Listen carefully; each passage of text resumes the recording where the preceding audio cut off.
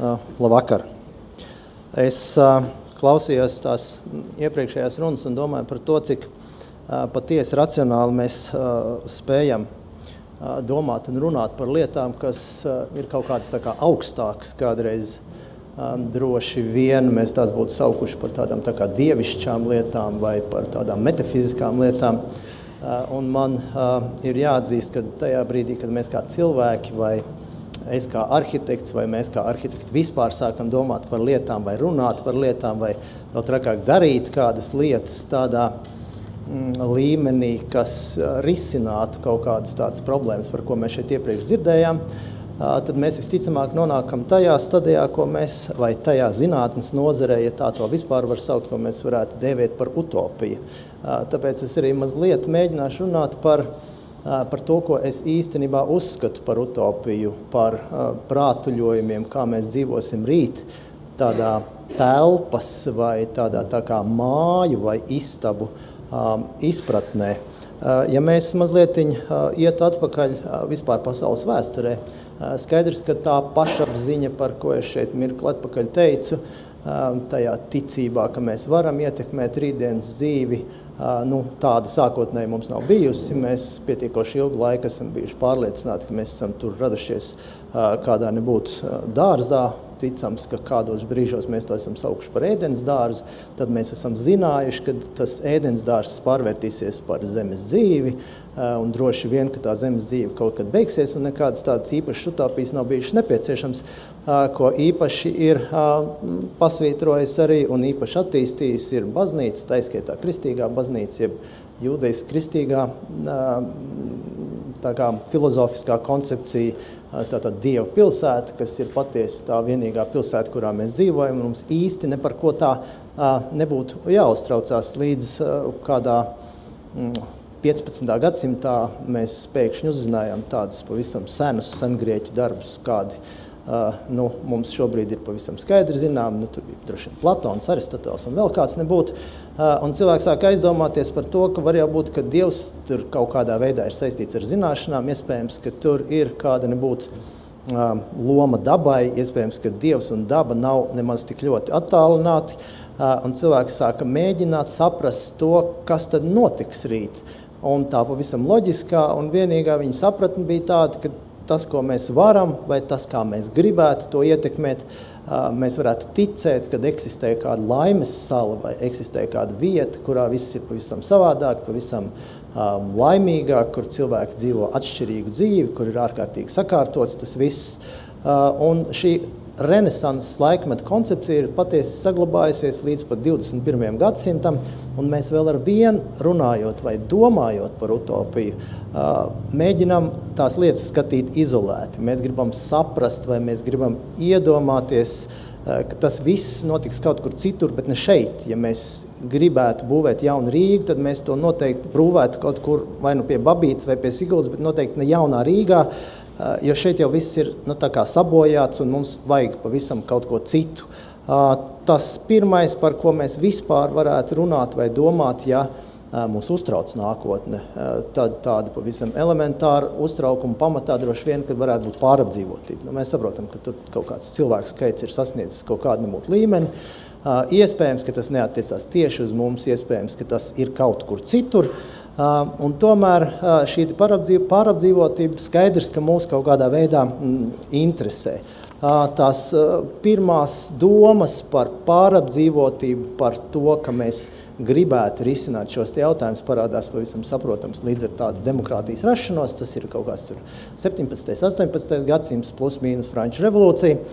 Šis pirmais piemērs, ko jūs redzat, manuprāt, ir ārkārtīgi interesants taisni ar to pārejas izpratni par cilvēku, kurš mēģina ietekmēt dabas procesus. Šis ir tātad Salines Royale, Nicolas Ledoux, es ceru, ka es nemeloju, Nicolas Ledoux projekts, tātad lielais franču saules karalis, bija nolēmis padarīt laimīgu kādu nebūtu sadaļu no saviem iedzīvotājiem. Tie bija apmēram 30,000, un skaidrs, ka tā laime balstās pavisam skaidrā un saprotamā plānojumā, viņi balstās ģeometrijā, viņi balstās skaitļos, tur skaidrs, kad ir iekšā metafizika, tā ir vēl ar vien tāda nespēja atbrīvoties no ticības kādam nebūtu citam spēkam, tas vēl ir tāds atgriešanās pie tādas metafizikas un cilvēku darbības, tādas hibridizēšanas. Starp citu, šis princips nav nekad pasaulē arī tā kā galīgi izzudis, un nākamajos piemēros jūs redzēsiet, kad mēs vēl ar vienu cenšamies, un mēs vēl ar vienu saglabājam šo interesi par kādiem nebūtu lielākiem spēkiem, kuri mums palīdzēs risināt tās problēmas, kuras mums vēl ar vienu līdz galam nav saprotams. Šis paraugs ir viens no iespaidīgākajiem un viens no visvairāk ietekmi atstājušajiem paraugiem vispār pasaules vēsturē, tātad 22. gads, pazīstamais šveiciešu franču arhitekts Le Corbusier, bija nolēmis darīt laimīgu jau krietni lielāku Francijas sadaļu, tātad Parīzi, un viņa nākotnes pilsētas plāns paredzēja nojaukt daļu no šīs te nejēdzīgās pilsētas, tātad visu kreiso Sēnas krastu, kurā uzbūvēt pavisam jaunu pilsētu, kurā būtu 60 stāvīgi debesskrāpji. Tas ir 22. gads, iedomājieties, cik ļoti šī ir tomēr futūristiska ideja. Šeit tātad dzīvo 3 miljoni, kas Francijai tajā brīdī, tur nerunājot par kādu atsevišķu pilsētu, vispār nebija aktuāli. Kas ir pats paradoxālākais, kad vēl ar vienu Le Corbusier jau būdams absolūts un pārliecināts modernists. Tātad modernisti noliedz jebkādu metafiziku, jebkādu domu par kādiem nebūtu citiem spēkiem. Tā ir tikai vara un varēšana un gribēšana un cilvēka spēja, ko nebūtu darīt, ir saglabājis šo te ģeometrisko plānojumu, ir saglabājis kvadrātu. Un pats paradoxālākais, ka šī Le Corbusier koncepcija bija dzīva līdz pat 70. gadiem, balstoties uz šiem te principiem ir būvēts milzīgs skaits ar pilsētām nevienpadomju, tātad zonā, kurā mēs esam kādu brīdi vadījuši, bet ir arī pietiekoši daudz citas pilsētas pasaulē. Kā viens no tādiem spilgtākiem piemēriem, protams, droši vien, ja mēs atminamies, ir Brazīlijas galvaspilsēta, kur ir tieši kopija šim te galēji utopiskajam un es teiktu, ka tādam visnotaļ ekstrēmam mēģinājumam risināt tādas nākotnes problēmas telpiskā, pavisam utopiskā veidā. Un tad mēs droši, ka varētu mēģināt pārcelties jau uz mūsdienām. Ja mēs domātu par pārapdzīvotību, tad mēs droši vien tādā savā izpratnē teiktu, ka Ķīna jau ir tā droši vieta, kurā pārapdzīvotība patiesi ir aktuāla. Ar to tiesa arī Ķīnas arhitekti pietiekoši plaši un aktīvi nodarbojās. Šis ir piemērs no iespējams šobrīd pazīstamākā Ķīnas arhitekta biroja Mad Architects, tātad mākslīgā kalnu pilsēta, kur ignorējot jau pavisam jebkādu kontekstu, kas starp citu arī ir ārkārtīgi visticamāk raksturīgs kā reiz gan konfūcismu, gan Dao šīm te ticībām un pārliecībām, kad es esmu pats sevī un jebkurā vietā es varu būt liels un spēcīgs. Tad šīs te utopiskās domas par to, kā mēs dzīvosim iespējamā nākotnē, ārkārtīgi atspoguļo to kultūru, kurā mēs dzīvojam, vai to kultūru, kurā ir auguši tie vai citi arhitekti. Un ārkārtīgi līdzīgs paraugs, kur konteksts vai vide ir nekas, ir turpat blakus Korejā, kur ir kādas nebūtu amēbas formas pilsēta, kura ir paredzēta gandrīz 6 miljoniem iedzīvotāju, mākslīgais ezers, un ir doma, ka šeit tad tie lielie cilvēku skaiti varētu dzīvot. Diezgan atšķirīga pozīcija ir atrodama Arābu valstīs. Tātad šie ir divi piemēri. Viens ir no Dubajas Emirāta, viens ir no Abu Dabī Emirāta. Šis tātad ir Dubajas Emirāts City in the Desert, 2006. gadā izstrādāta koncepcija.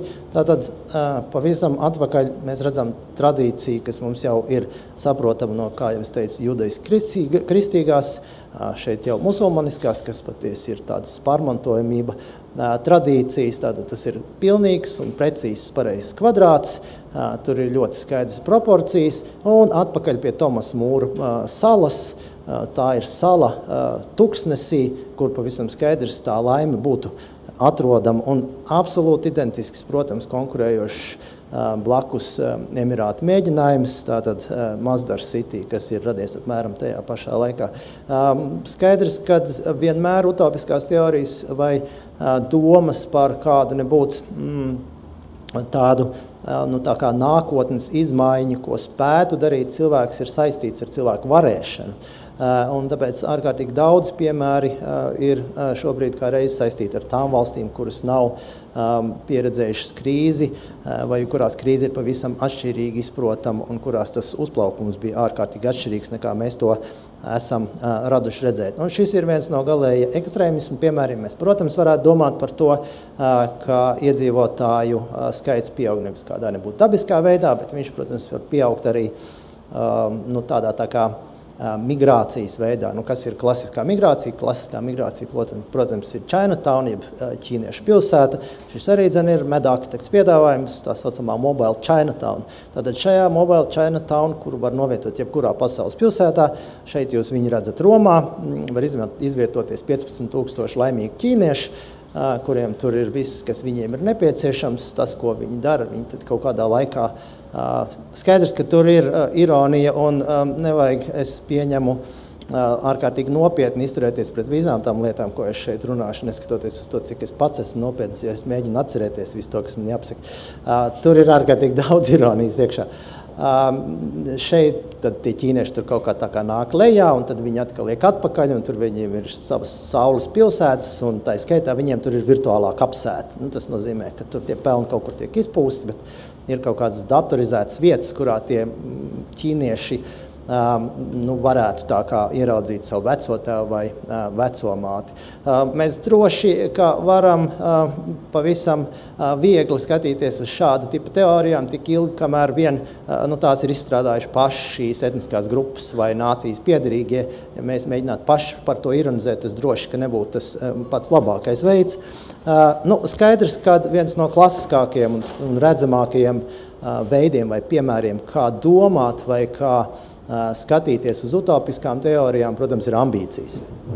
Skaidrs, ka ambīcijas vienmēr ir bijušas tās, kas lieliem vadoņiem vai lielām nācijām liek teikt, ka mēs kaut ko tādu milzīgu varēsim. Ir sadaļa no Maskavas plāna, 36. 37. gads, Boris Jofans, šeit jūs redzat padomju namu, jeb Dom Savetov, kurš bija tobrīd tāda struktūra, kas pasaulē īstenībā nebija iespējama. Viņa pat tika sākta būvēt, un pavisam nesen ir nojauktas tās sadaļas, kas tur kaut kādos 30. Gados un 40. gadu sākumā tika veidotas. Pavisam loģiski, ka šajā pat laikā arī tādā otrā blakus lielvarā radās pavisam līdzīgas utopiskas domas vai mēģinājumi apstiprināt vai tā kā stiprināt savas ambīcijas. Tā ir Vācijas, jeb pasaules galvaspilsēta. Skaidrs, ka galvaspilsēta vairs nav valsts, bet tā jau ir pasaules galvaspilsēta, un skaidrs, ka galvaspilsēta vairs nevar saukties tādā nīkulīgā vārdā, kas ir nācis no ģermāņu ciltīm kā Berlīna. Skaidrs, ka tā ir neapšaubāmi Germānija. Tātad tas ir Welthauptstadt Germānija, Alberta Špēra projekts arī sākts realizēt, un arī jums un mums visiem saprotam iemeslu dēļ nav ticis līdz šādam skatam, kā mēs te tagad redzam tādā trīsdimensionālā vizualizācijā. Tad mēs varētu pārcelties jau uz tādām tā kā 20. vai 21. gadsimta beigu vai 21. gadsimta galējām ambīciju utopijām. Tātad šeit es jums parādīšu 3 piemērus par to, kā ir iespējams sacensties un pavisam reālā dzīvē ar utopijām. Tātad šis ir Burj Khalifa, kas ir uzbūvēts Dubajā, kas ir šobrīd reāli redzama un apciemojama ēka. To ir būvējis viens no lielākajiem apvienoto Arābu Emirātu nekustamā īpašuma un investīciju kompānijām Emaar Properties. Šī ēka ir 800 metrus augsta. 800 metri, izmantojot nepārāk sarežģītas matemātiskas darbības, ir tieši pusjūdzes. Tātad, ja mēs pieņemam, ka jūdzes ir 1600 metri. Skaidrs, ka šī manifestācija nevarētu līdz galam patikt konkurējošai kompānijai. Tātad konkurējošā kompānija ir Nahil properties. Hill Properties, protams, pavisam droši un skaidri saka, ka jā, viņiem ir tā kā pusjūdze, mēs droši vien, kad būsim tādi īstāki puiši, man arhitekta kungs lūdzu kilometru. Tātad šī ir Hill Towers, kas ir sākts būvēt, viņi būs kilometru augsti. Ja mēs skatāmies tagad vēlreiz atpakaļ uz to arī kā tiek veidotas vizualizācijas vai kā mums tiek stāstīts par to, cik šī ēka ir augsta, tad šeit mēs redzam, kad Burj Khalifā ietiecās mākoņos un visas pārējās mājas, kas ap tām ir, protams, relatīvi nīkuļi. Tad Hill Tower saka, ka mūsu māja ir tik augsta, ka īstenībā viņa vispār nemaz nevar tā kā normālā vizualizācijā parādīt, un mēs redzam tikai augšējo sadaļu. Un tad trešais piemērs, kas ir jau Kingdom Towers, īstenībā vispār neko daudz nevar parādīt, tā ir cauri mākoņiem, un mēs redzam tikai daļiņu no mājas. Šī māja, šī ēka arī ir sākta būvēt, šīs ēkas augstums ir, ticat vai neticat, tur neiet runa jau, kā jūs saprotat, par tādiem niekiem kā 20 vai 30 metri, tāda, kā es teicu, pusjūdzi, kilometrs, pavisam loģisks secinājums jūdzi. Patiesi šī māja būs 1600 metrus augsta, tātad pilnu jūdzi. Mēs varētu runāt par to, vai utopija ir kaut kas, kas būs, vai utopija ir kaut kas, kurā mēs jau šobrīd atrodamies. Šajā sadaļā man ik pa brīdim liekas, ka iespējams, ka jau ir tas brīdis, kad utopija vairs nav īsti nākotne, kad mēs jau tur kaut kādā sadaļā esam iekšā. Protams, ja mēs runājam par tādām kataklizmiskām lietām vai par tām lietām, par ko mēs iepriekš tā kā šeit diskutējām, ka kaut kas dabā varētu notikt, skaidrs, ka tur ir racionāls grauds, un viena no tām teorijām ir tāda, ka ūdens līmenis varētu celties, tur, atombumbas sprādziena vai vairāk sprādzienu rezultātā, globālā sasilšana un tam līdzīgas lietas, skaidrs, ka viss tā rezultātā būs jādzīvo uz ūdens. Uz šādi projekti ir ārkārtīgi daudz, un, protams, kā zināma daļa no viņiem ir arī relatīvi reāli. Tas ir viens no šiem te. Tātad Water Studio Netherlands ir kompānija, kas nodarbojas tikai un vienīgi ar projektu radīšanu uz ūdens, tātad peldošas vienības. Šī ir ēka, kas ir tā kā daudz dzīvokļu peldošs objekts. Un skaidrs, ka peldēt var arī veseli ciemati vai pavisam droši var peldēt arī veselas pilsētas. Un tas, kas šīm pilsētām vai šīm lietām būtu nepieciešams, skaidrs, ka tur ir nepieciešami kādi nebūtu kultūras un garīgie objekti. Tātad skaidrs, ka tur ir nepieciešama mošeja un vēl kaut kas. Šīs arī ir Water Studio Netherlands projekts. Šī ir mošeja Abu Dabi Emirātā, kura jau šobrīd tiek būvēta, tātad peldoša mošeja. Un tas pēdējais, kas mums droši vien interesē tādā utopiskā kontekstā, protams, ir nezināmais, tas ir tas kosmiskais, jeb kosmos. Skaidrs, ka mēs spējam domāt vai mēs spējam iedomāties par lietām tādās pavisam cilvēcīgās vai cilvēciskās kategorijās, ka mēs aizbrauksim uz mēnesi. Šis ir projekts tātad mēnesis bāzei, pavisam reāls projekts, Architecture and Vision, Moonbase 2, tāda tā bāze izskatīsies tad, kad viņa tur būs. Kad vien viņa tur būs, nav acīm redzam skaidrs. Pavisam saprotams ir tas, ka mums būs nepieciešams laika gaitā kādas nebūtu pavisam saprotams un utilitārs lidos. Šis ir tātad Richard Branson Virgin projekts par iespējām doties kosmosā, un skaidrs, ka dodoties kosmosā, kā jūs teicu, vajadzēs lidost, kas gan laikam saucās vairs nevis Airport, bet Spaceport. Tātad šis ir Spaceport projekts New Mexico tuksnesī. Šī ir vizualizācija, bet šobrīd šī ēka jau ir realizēta. Un, lai cik dīvaini arī neliktos tā, vai šī utopija jau ir realizējusies, protams, ka mums vajadzēs tur tajā kosmosā kaut ko darīt, mums tur vajadzēs viesnīca. Šis ir kosmiskās viesnīcas projekts, kuru ir veidojis Equipe Clermont Galactic Suite Hotel, kas ir reāls projekts. Cik mēs jau šajā kontekstā vispār varam runāt par lietām, kas ir vai nav reāls, bet šāds projekts eksistē un patiesi tiek izstrādāts iespējamās tehnoloģijas, kā tas varētu notikt. Ja mēs uzdot jautājumu par to, kas tad to dara? To dara tādi cilvēki, par kuriem mēs varētu teikt kādreiz ironiski, ka tie ir tie kosmiskie arhitekti. Patiesi Hjūstonas universitātē šobrīd ir vienīgā vieta pasaulē, kurā jūs varat kļūt vai iegūt tādu specialitāti kā galaktiko arhitekts. Un tad, kad mēs šīs lietas skatāmies, kad mēs par šīm lietām tādā vai savādākā veidā runājam, tad zūd, manuprāt, vispār jau tā robeža par to, kas ir utopija tādās prāta koncepcijās, un parādās atkal tā sajūta, ka iespējams, ka tā utopija jau ir pagājusi, ka tā utopija ir kaut kur tur atpakaļ, ka tā mūsu bērnība īstenībā šobrīd jau ir kļuvusi par utopiju, un tas, kurā mēs dzīvojam, nekāda utopija nemaz nav. Paldies!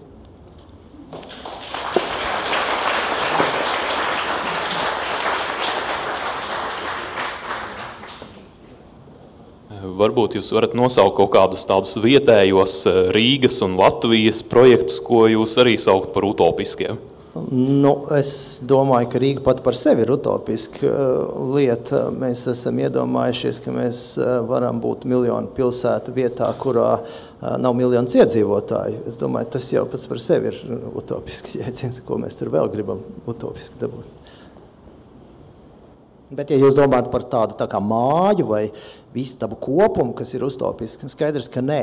Kā jau es teicu, tur ir jābūt kādiem nebūt iemesliem, lai mēs varētu runāt par utopisku koncepciju rašanos. Un skaidrs, ka tās varētu būt ambīcijas, kuras mums te apkārt puišiem nav tik lielas, vai vismaz ne šādā mērogā. Skaidrs, ka mēs nejūtamies apdraudēti no pārapdzīvotības. Skaidrs, ka mēs diezko neticam tādai dabas katastrofai, vai vismaz mēs īsti neticam, ka tā dabas katastrofai vai kodola katastrofa atnāks līdz mums. Mums nav pieprasījuma tam, lai arhitekti vai sabiedrība vispār radītu utopiskas idejas vai utopiskas koncepcijas, un skaidrs, ka bez pieprasījuma nekāds piedāvājums arī rasties nevar. Līdz ar to es esmu skeptisks par to, ka šajā reģionā vispār var rasties tādas lielas utopiskas koncepcijas. Es droši, ka varētu minēt daudz dažādus piemērus. Es mēģināju ārkārtīgi koncentrēti saprast to, kāpēc utopija rodās vispār. Tur droši vien vēl varētu atrast daudzus un dažādus nosaukumus, un tomēr šie te visticamāk bija tie galvenie. Es nedomāju, ka projekts, kurš ir vērsts uz rītdienu, vai kurš risina kādas nebūtu reālas problēmas, ir utopisks. Tā nav utopija. Es tāpat nedomāju, ka hadrona šis te agregāts, kas tur pa Šveices kalniem pat rubām dzenā tos brīnumus, ir utopisks. Tas nav utopisks. Tā ir pavisam reāla tehnoloģija, kas risina rītdienas problēmas. Utopija tomēr ir neiespējamība lielā mērā. Minēja tādas kartes, kas jau padomu laikos ir zīmētas par Latviju, kā pēc kaut kāda noteikta laika, tas plāns, ka Latvija būs jau aplūdusi un jau sazīmētas kartes, kur būs jaunā Rīgas līča josla un tā tālāk, un jau arī attiecīgi jātiek pielāgota arī arhitektūrai. Vai tā bija utopija, vai tur bija kaut kāds pamatojums tam, vai jūs esat dzirdējis par tādu? Tā ir jau lielā mērā tā atbilde, ko es devu, vai par ko es teicu. Ja jūs neticat, ka Rīga aplūdīs, tad mēs, arhitekti, jums aplūdušai Rīgai mājas neprojektēsim. Tā ir ļoti precīza atbilde. Es varu ticēt, bet es jau varu arī sev projektēt mājas, un tas nebūs, vai tas nekļūs par patiesi utopisku notikumu. Viennozīmīgi nē. Ja sabiedrība mums neuzdod šo jautājumu, tad mēs uz viņu arī neatbildam. Arhitektūra ar ārkārtīgi retiem izņēmumiem pasaules vēsturē pati nerada piedāvājumu. Arhitektūra to apmierina. Tāda koncepcija par to, ka mums savulaik bija adrese, tur es nezinu, Brīvības vai Ļeņina ielā, cik tur un dzīvoklis tāds, tad šobrīd mums ir adrese actinbox.lv. Tā jau ir lielā mērā atbild uz to, mēs jau dzīvojam pasta kastītē, un skaidrs, ka nākamā sadaļa, par ko mums ir racionāli aizdomāties par tādu spēli, jūs zinat, eksistē Second Life. Second Life jūs varat tur darīt to un to. Un savulaik mēs kā birojs, tā kā arī mēģinājām saprast, kā mēs to Second Life varētu tur izveidot, un tu tur vari pasūtīt kādas nebūtu lietas, un tur ir kāds, kas tev var tā kā piepalīdzēt, tur tā kā taisīt, un izrādījās, kad eksistē arī kāds nebūtu arhitekts, kurš tajā Second Life'ā mums pa $250 varētu uzdizainēt arhitektu biroja Sarma un Norda māju, bet mēs tā kā paši varētu dizainēt.